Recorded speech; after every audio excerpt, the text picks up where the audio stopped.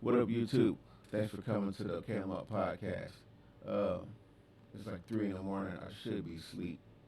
But this whole Christmas weekend, I didn't want to go the whole weekend without putting something out there for you guys. Um, I uh, I love learning. I love listening to different perspectives from different people. Um, and a few months ago, I came across a woman by the name of Suzanne Venkor.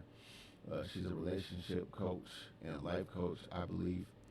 Um, I actually subscribe to her through two channels now. One is the channel that I've had for years, and then the other one is this channel.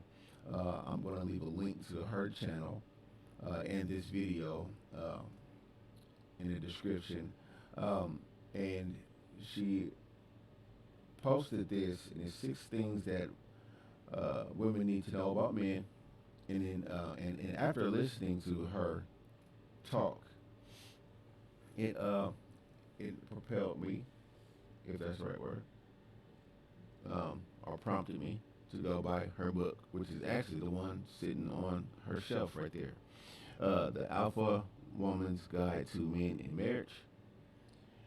In this climate, in this atmosphere of dating and nobody's finding what they want and nobody understands anybody, I think it is a good book to read solo and or with your significant other.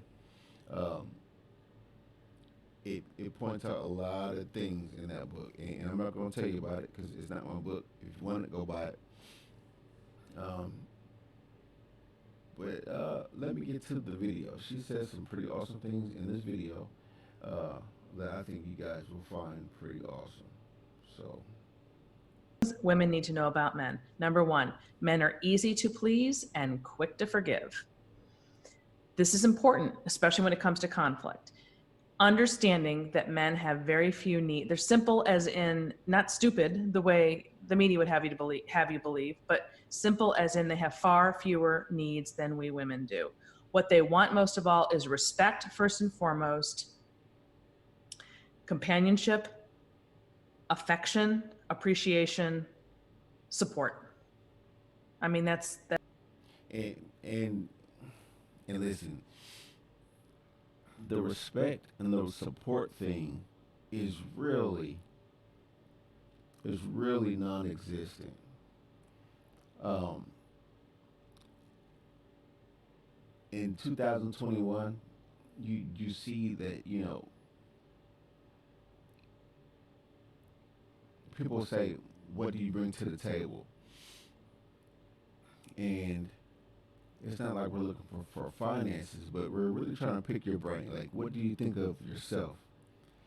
And I I rarely hear anybody say, "I'm here to support you," not be the main breadwinner. Not like that's not what I believe in, and that's not the people that I hang with believe in it. The woman's not the breadwinner, but if I have a mission, will you support the mission, or will you try to have your own mission? Right? You see it in all of the dating couples, like the superstar couples. Is the Will Smith and Jada. Jada has her own mission. Aisha Curry has her own mission. Right? Sierra has her own mission. You know, so that's what we're trying to figure out. It's like, listen, I have a mission. I'm going to put the food on the table and pay the bills. Will you help my mission and the brand out that I'm creating for the family? But let's get back to her video. That's kind of it in a nutshell. And so respect, here's what respect looks like. Because a lot of people really have asked me, like, what does it look like to respect a man? Which is really horrible and sad because that means they haven't really seen it in action enough to even recognize it. But anyway, here it is. Number one, most important thing, this may not come to mind first and foremost, but it's bigger than you think. Listening. Just listening. So listening is so important because for the longest time, I've heard that men aren't good communicators. I found out for the most part, that's not true. I find out that it's a lot of women that's just not listening. And even my wife was guilty of it when we first got together. We would have conversations and we were talking about our problems and trying to work things out. I would let her go. I would let her talk. And then she would, well, when it was time for me to talk, I say something that she don't necessarily like, and then she interjects. So I calmly sit there. I sit there, and then she'll wonder, well, why aren't you saying anything? I was. You cut me off. And I think it's subconscious, So when it happened, she was like, did I? I was like, yeah, you did. And she was like, I'm so sorry. Now, it kept happening for like a couple months, but it happened less and less to now we have conversations where I speak, she speaks, we listen, we practice active listening, asking questions for clarification, and all those healthy things that, it seems like we're taught, we're just not taught to have them in a relationship, right? So listening is like really, really an important thing. Not interrupting, not over talking, not interjecting, not any of those things. Just sitting there and listening. You're actually saying a lot when you're saying nothing. Let me say that again. You're actually saying a lot when you're saying nothing. He reads that as respect, which it is, because you're taking in what he's saying rather than thinking of what you're going to say in response. And that goes very, very, very, very far with a man. Another thing that I have to remind people of, because it's really, really easy to forget when you've been married a long time, especially, is the power of affection. And when I'm talking about affection here, I'm not talking about sex, although obviously that's also important. But I'm talking about non-sexual affection, whether it's touching his head, putting your hand on his, just touching him in any way, hugging him, kissing him, just non-sexual affection. And wow. So listen, people are afraid to show their feelings like these days. And men like are. I'm trying to see how to put this. Men like affection. Like ladies, like if you just randomly give your man a shoulder massage or a back rub, listen, you have no idea how far like that'll go. Like just rub the temples in his head, like when he's stressed, like just come up behind him and give him a hug. I mean, those little small things is like it's like when you really figure men out. Not to play games with guys, not to get the bag, but just if you're looking for a life partner, like it's these little things go a long way. And I'm talking too much. And really, the best way to get into the headspace of that is to think about what you probably did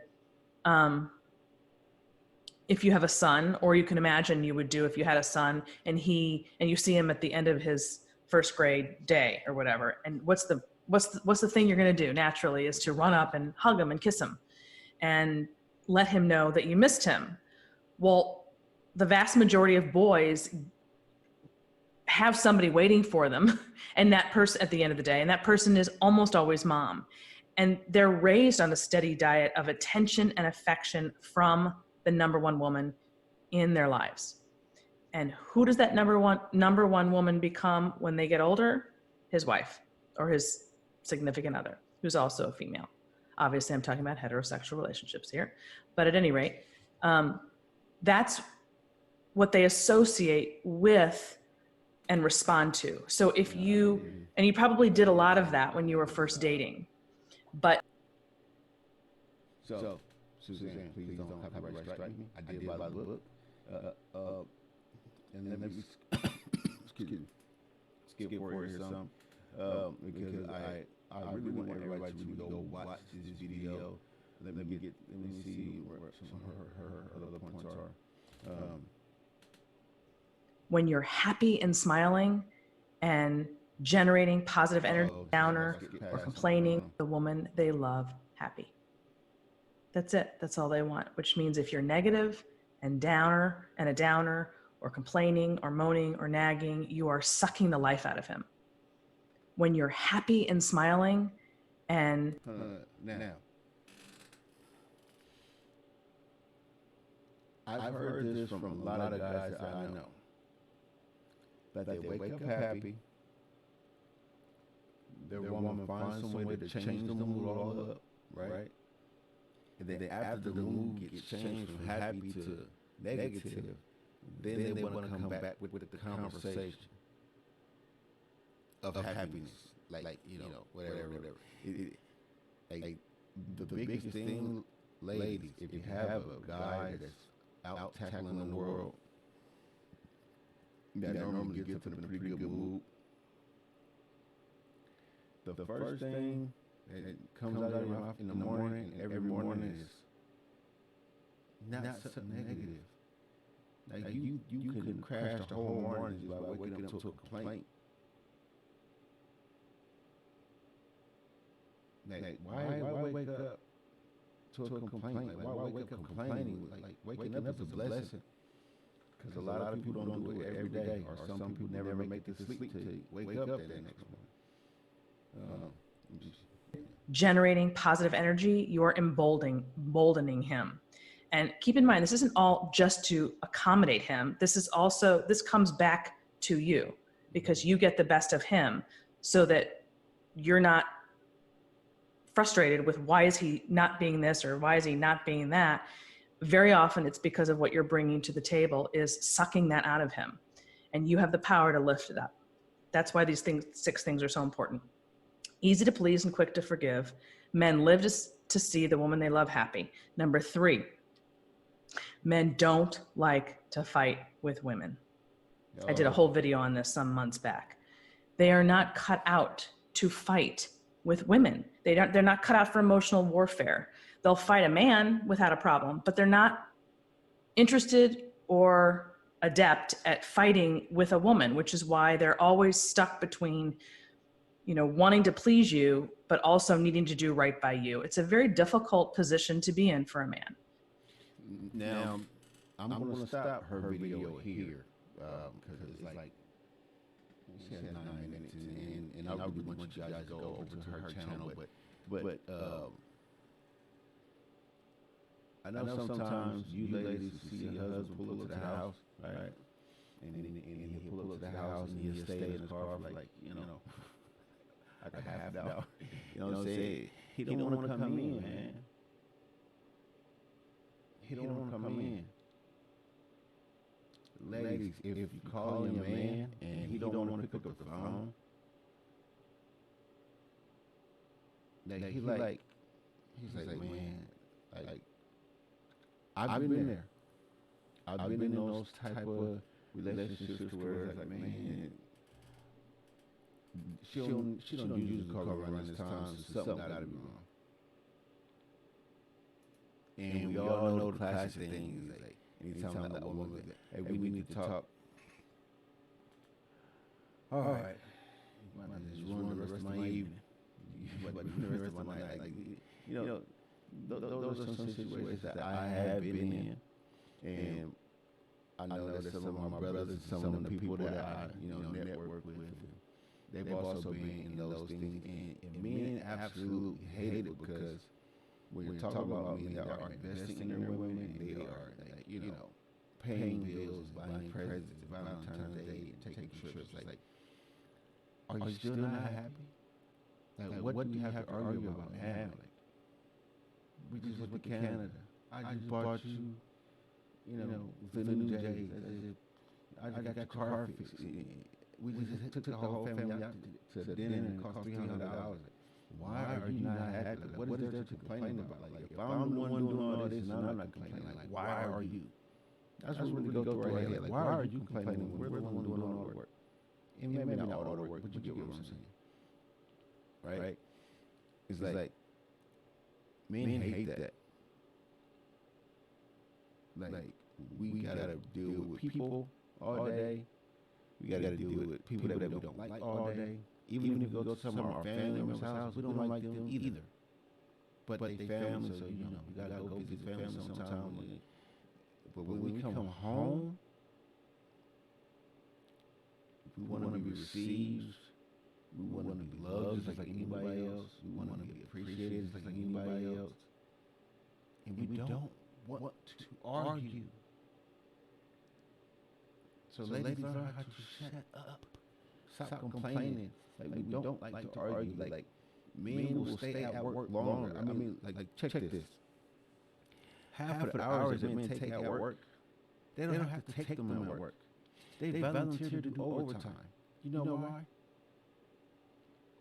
It keeps them from cheating and it keeps them from coming home. Like seriously. And I've been there. I've been there.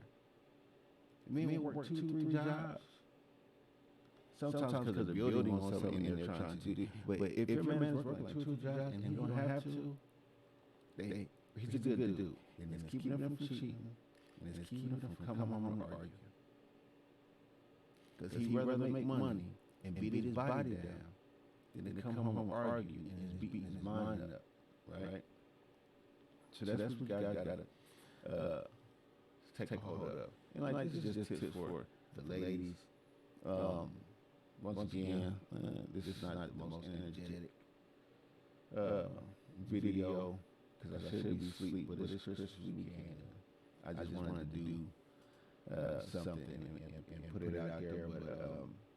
But Suzanne has become quite popular in a lot of different spaces, and I wanted to do a reaction video to at least one of her videos. I watched a ton of them. I bought one of her books. I plan on buying a couple more, but there's a lot of people coming out with books, and for the people that I respect, her, Jordan Peterson, and a few others, I've already put on my list of things that I need to read. But yeah, go check her out. The link to her channel is in the description. Couples, listen. I'm not the smartest person in the world, but I do realize when something can be helpful to a lot of people. That's why I take chances and I go buy books and I read the books.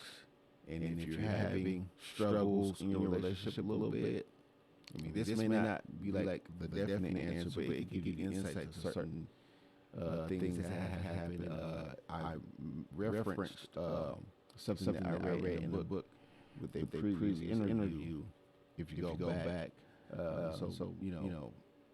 because once you read something, it's like a whole bunch of information. Open your eyes, like, oh, this makes sense. That makes sense. Okay. But I've talked too long. That's the end of my time. Thank you, YouTube. Till next time.